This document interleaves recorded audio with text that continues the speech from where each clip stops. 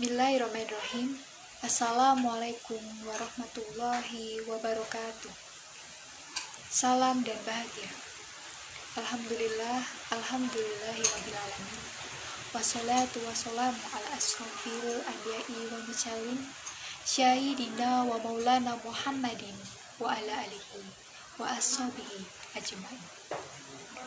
Rabbi srohli sodari wa yasirli amri wahlul uqdatan min lisani yafqahu qawli. Amma ba'd.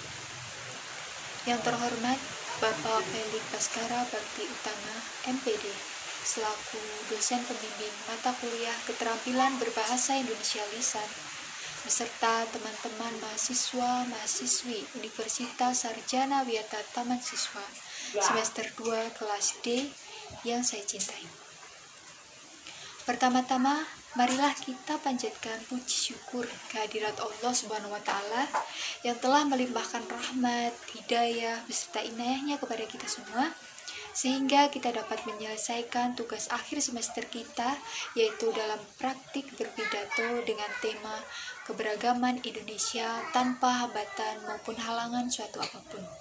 Alhamdulillahirrahmanirrahim.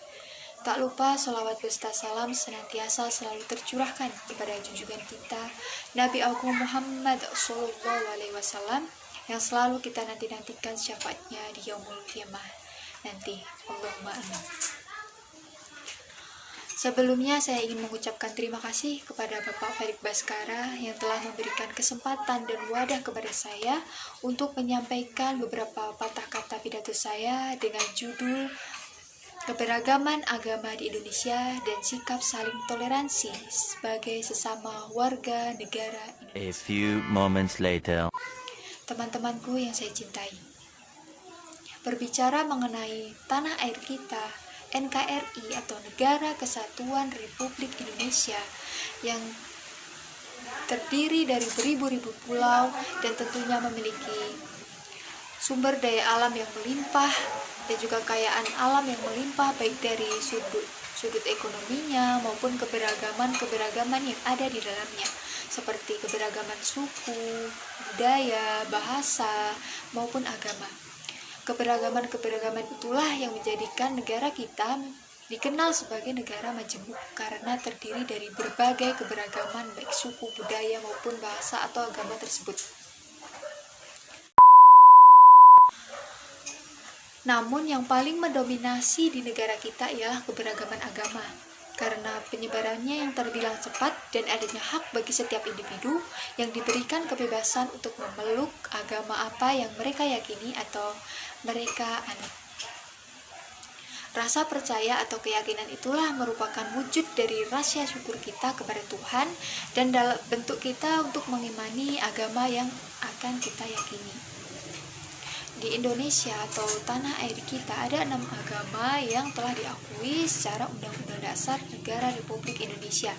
Yang pertama adalah agama Islam, yang kedua adalah agama Hindu, yang ketiga Kristen, keempat Katolik, kelima Buddha, dan yang terakhir adalah agama Konghucu. Yang menjadikan negara kita negara yang hebat, kuat itu karena terdiri dari berbagai perbedaan-perbedaan namun mampu menjaga tali kesatuan maupun tali persatuan. Tentunya walaupun dari berbeda-beda keyakinan, setiap agama itu memiliki ciri khasnya masing-masing.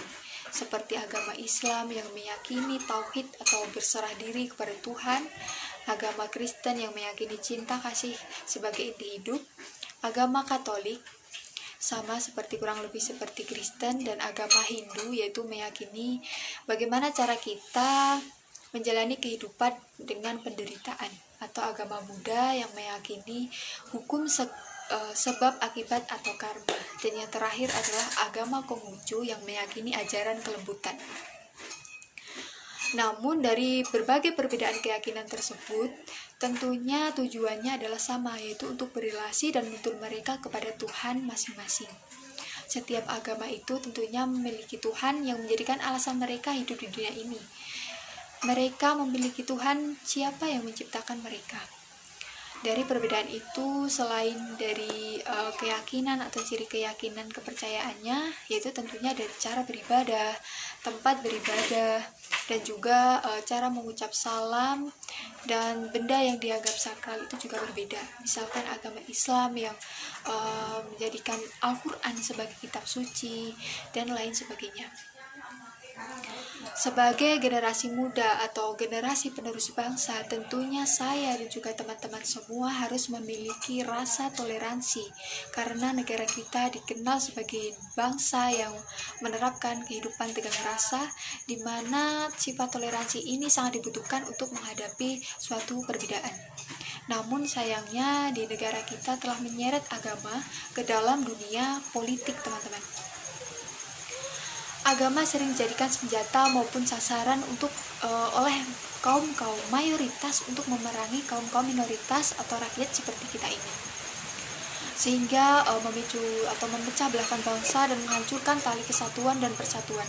Itu sangat menyalahi aturan atau semboyan bangsa kita, karena semboyan bangsa kita sendiri ialah Bhinneka Tunggal Ika, walaupun berbeda-beda tetapi tetap satu jua. Salah satu contohnya dalam kelas kita, kelas D, yaitu yang terdiri dari berbagai daerah, yaitu yang masuk ke dalam universitas kita, yang tentunya memiliki berbagai keyakinan juga.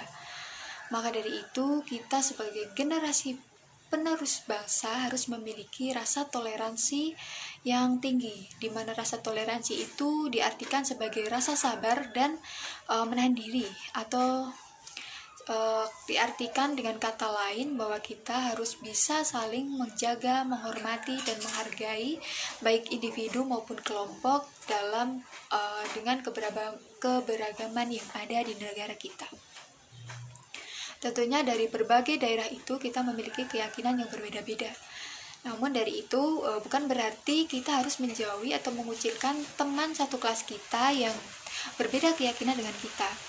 Karena sifat seperti itu tidak sepatutnya ada pada generasi bangsa seperti kita ini. Justru dengan keberagaman atau perbedaan-perbedaan tersebut, seharusnya kita dapat berpikir positif, karena itu bukan suatu penyakit atau virus menular yang harus kita hindari. Maka dari itu, bukankah dengan perbedaan-perbedaan tersebut kita dapat dikenal satu sama lain dengan ciri khas bangsa kita, agama kita, daerah kita ada istiadat dan lain-lain. Dan juga kita dapat sharing atau bertukar pengetahuan dengan satu sama lain.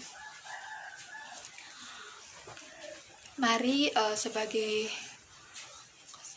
sesuai dengan semboyan kita, Bhinneka Tunggal Ika, mari kita hilangkan rasa yang dapat memicu memecahkan atau memutuskan tali persatuan dan kesatuan dan persatuan bangsa kita.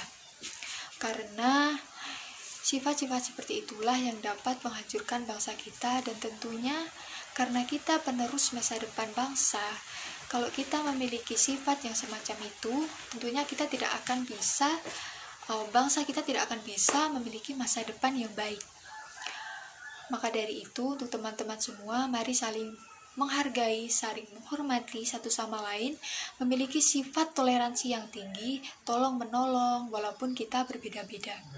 Dan kita juga harus bisa menghormati mereka walaupun mereka berbeda dengan kita. Jika kita ingin dihormati, maka menghormatilah orang lain.